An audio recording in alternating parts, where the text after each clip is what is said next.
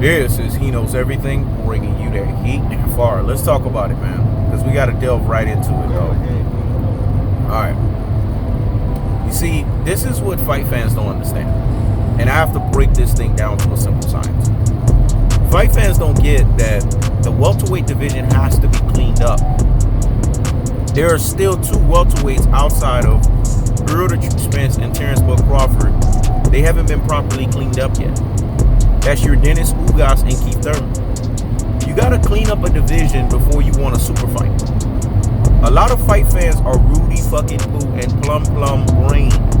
They're classic fucking dope and troglodyte. They're ultra fucking fanboy with the ultra fucking fanboy rhetoric.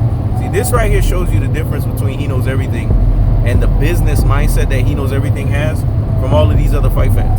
You got other YouTubers that are supposedly negotiators and business people. They're telling you the fight should happen now. Clearly, you could tell in their professions, they don't govern their affairs effectively. They give you a similitude as if they are, but they lack the fullness thereof. From a fiscal standpoint, we're going to talk business here. From a financial standpoint, from a ledger standpoint, from basically what we would say an economical standpoint, from what we would look at and say a business transaction standpoint, we have to look at the financial sheet here. And it tells us that in order for Spence and Crawford to be the fight that everybody wants it to be, for everybody, and when I say everybody, I'm talking about economics, politics, and pugilism. I'm not talking about the one-trick pony, archaic viewpoint of let's just keep it boxing, let it keep it boxing.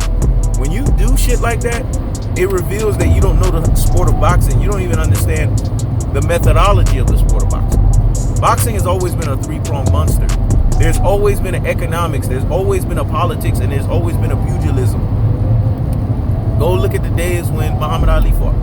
Why do you think they sat him down in Vietnam for him and the reference that he made for Vietnam, Viet Cong?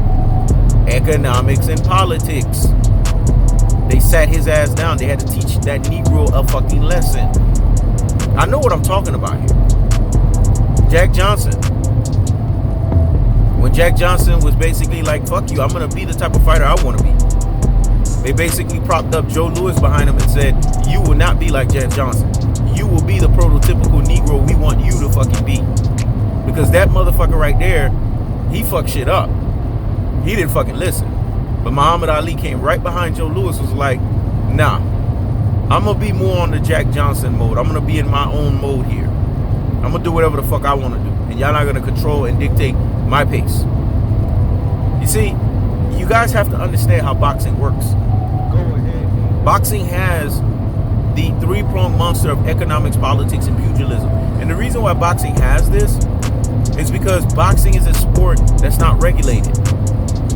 Also, the fact that in its unregulation, boxing understands that in order for a super fight to be built, the climate financially has to make sense.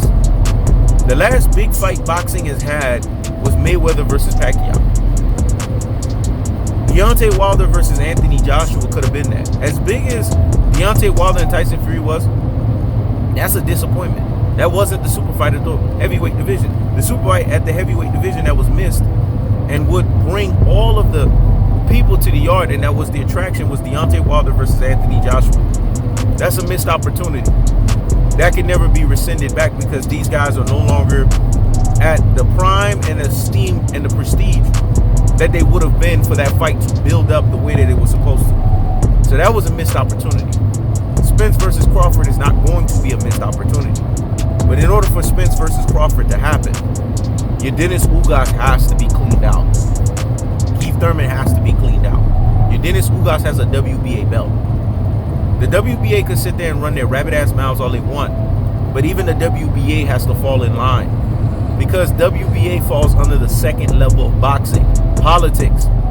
There's the economical standpoint, the business standpoint that trumps all of this shit. What is the bottom line? How much money are we going to make from this fight? How much are we looking to generate? How much are we looking to incur? How much are we looking to get from this?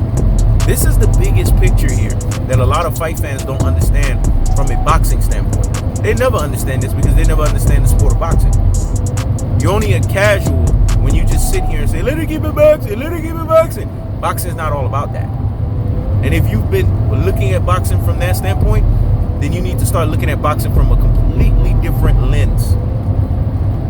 Spence versus Crawford has to be built up properly. It's not fully built up.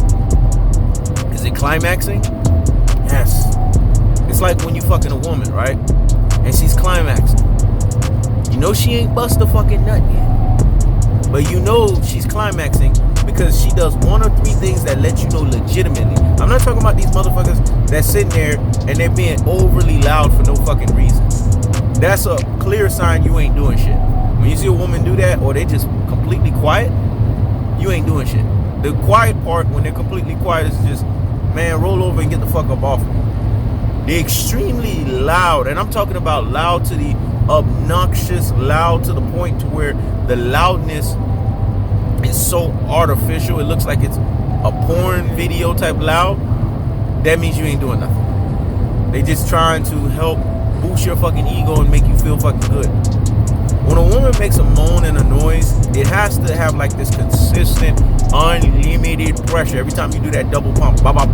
Every time you do that pump, bump, you hear it go. It has to be consistent. It can't be no. That's fake. Well, boxing has to climax, just like the woman is climaxing. The nut ain't ready yet because she's at the height. Spence versus Crawford is at the height of where it needs to be at, but it ain't fully reached its full climax height. Nut is still building up, just like nut is building up in her. Nut is building up in this super fight. This super fight is a darling. In order to get her to fucking bust, you're gonna have to dig deep. Well, Spence versus Crawford, the digging deep is you gotta clean out the fucking division. And cleaning out division means Yordenis Ugas has to be properly fucking cleaned out. Keith Thurman has to be properly fucking cleaned out. Keith Thurman wasn't cleaned out because Manny Pacquiao is part of an old genre, old generation. It has to be one of these guys. Terence Bud Crawford or Errol the True Spence in this genre, in this generation of the super fight of the ages to clean these guys out. Well, since Spence already made it very clear that Keith Thurman was on some Cold War shit, and Spence said, basically, the tables have fucking turned, and Spence basically let his rabbit ass know, keep that fucking same energy. Spence is not fighting him. He refuses to fight him. And I don't blame Errol the True Spence for doing that, because when this motherfucker was the two-time champion, and he had 2 belts at the fucking welterweight division, Errol the True Spence was trying to fight him. He wasn't trying to fight Errol the True Spence. So tables turn, motherfucker. You get what you deserve. You reap what you sow. But Terence Bud Crawford, the guy that sat here and said that Keith Thurman and not Errol the True Spence is the man at 147. The guy that sat here and said that Keith Thurman is a bigger fight than Sean Porter. You just fought Sean Porter. So if a bigger fight than Sean Porter has arrived and the bigger fight than Sean Porter is there, that's Keith Thurman. So your next fight has to be Keith Thurman. You see, Terence Bud Crawford, I told you guys this a long time ago. This is not about protecting Errol the True Spence. This is about doing what's right. Errol the True Spence did a lot of heavyweight lifting. This man fought Kell Brook. This man fought Sean Porter. This man fought Danny Garcia. The man fought Lamont Peterson. The man fought Chris Algieri. The man was cleaning out 147. Terence Bud Crawford has finally arrived in fighting a live game PBCer. We don't give you fucking credit for the Kell Brook fight. I ain't giving you credit for this fucking fight, but it's a live game fight. We need another live game guy. But this one will actually give you credit because this one right here won't be a Spence fucking leftover. Keith Thurman was smart enough to not be a Spence leftover. He was smart enough to not put himself under that equation. So because he didn't put himself under that equation, guess what happened? Keith Thurman is the other live game guy. He's actually the guy that won't be corrupted. And if Terence Bud Crawford beats Keith Thurman, that is his only going to be his only legitimate win at the welterweight division. I won't even sit there and say that shit wasn't legitimate. I'll give him fucking credit for that shit. But he has to fight Keith Thurman. It's only right. It only makes sense. Now you stop crawling out of the fucking bed. You didn't not brush your teeth. Because who fucking does that? Like TK Kirkman said, who raised you, dog? Let me say it again. Who raised you? Who gets out of their bed and don't brush their teeth? That's what Terence Crawford wants to do, and just show up to the super fight of the ages. No. The welterweight division has to be cleaned up. There's 2 other welterweights out there that haven't been properly cleaned. Danny Garcia's cleaned up because Danny Garcia wants to go to 154. Cleaned up. Sean Porter's cleaned up because Sean Porter's retiring. Lamont Peterson was cleaned up because Lamont Peterson retired.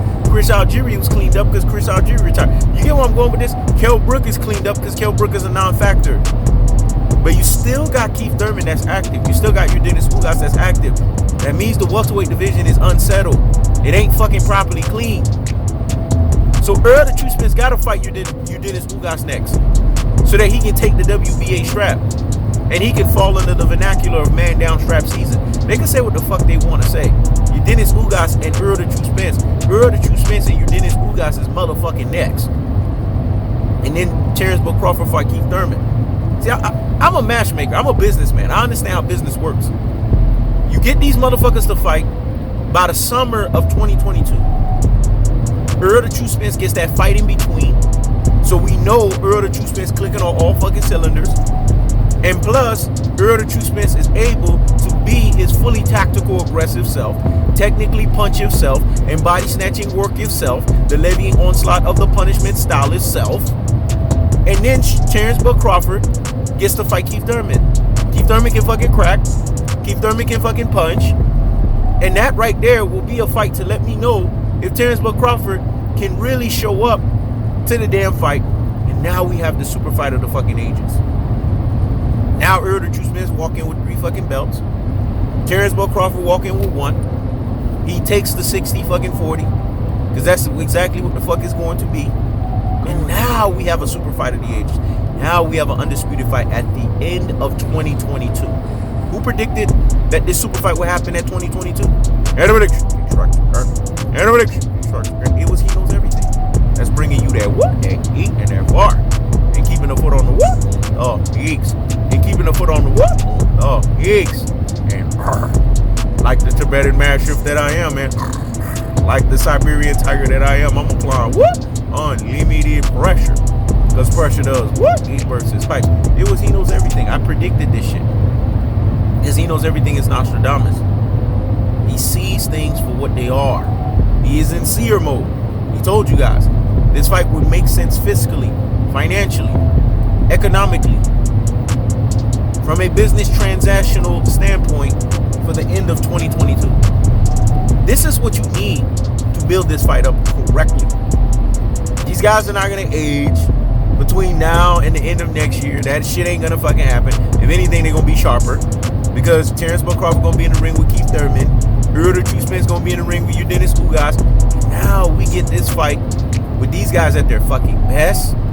At these guys going at it. So now you click all fucking cylinders. Fight fans are going to get the best version of Spence. They're going to get the best version of Terence Crawford. Fight fans are going to get the actual fight that they want to see. And guess what? Now it's for all the fucking marbles. Why does it always take He Knows Everything to break this shit down on levels that nobody else can break it down? I keeps the foot on the what? Oh, yeeks. I keeps the foot on the what? Oh, yeeks. This is He Knows Everything. Check it out.